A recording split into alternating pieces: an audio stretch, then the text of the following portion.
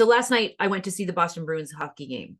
And it's been a while since I've seen a hockey game live, but one of the things that was really fascinating to me is I was hearing the conversations of the people in the front row. And what they were talking about is how hockey athletes are some of the most physically fit athletes there are because of the speed and strength and absolute, uh, you know, focus on the circumstances around them that they have to be able to account for.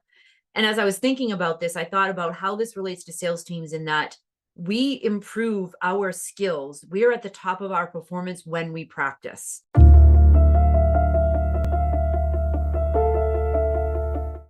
And that is the thing that I'm seeing with so many clients right now is that they don't have a practice of practice. Like they go into their conversations winging it. They might do a little bit of research to find out what the name of the role in the company is that they're doing, but they're not actually digging deeper and understanding who is this person that I'm about to talk to.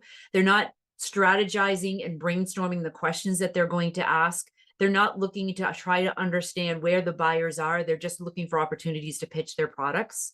And the way that we change our behaviors is by changing the way that we practice and what we practice. And I think it is an overlooked skill that we need to develop because that's how we're going to be performing at our top of our game, like the Boston Bruins did last night when they won 3-0 against the Minnesota Wilds. And so how do we make practice a part of our daily life? I think the first thing that we need to realize is an understanding is what are we practicing? Like, what are we trying to improve on, which requires a level of self-awareness to understand what our gaps are. And a lot of times this is hard for new sellers to do because they're new in a role. They don't have the experience to know what they don't know. And so they assume that they have the skills to do this and they go in kind of blindly and a little bit arrogant and end up making a lot of mistakes and having to learn the hard way.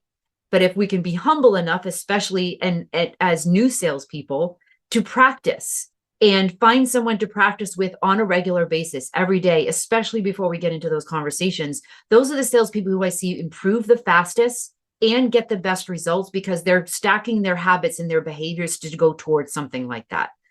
And so creating a discipline of practice, I think, is so essential in performance in all areas, but especially in sales, because the other thing that practice does is it actually helps us to start changing our own mindsets towards things. In losing weight, for example, one of the things that I had to practice was identifying different strategies that I was going to practice every day.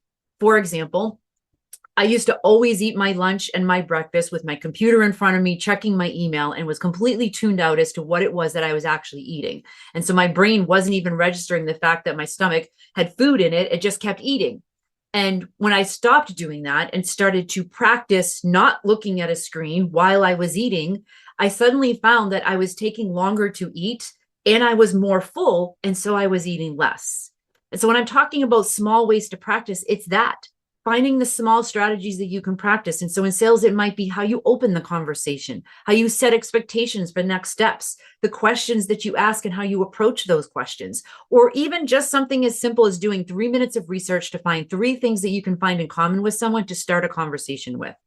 And find a practice partner and multiple practice partners, because the more you practice, the better that we're going to get. So the number one must-have trait when hiring a top performing rep, interestingly enough, 56% of people said coachability and adaptability.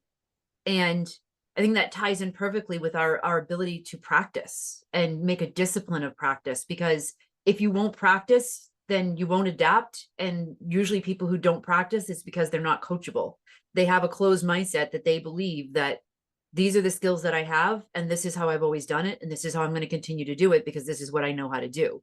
Instead of an open mindset that is open to learning and testing and trying new things, and maybe even failing once in a while.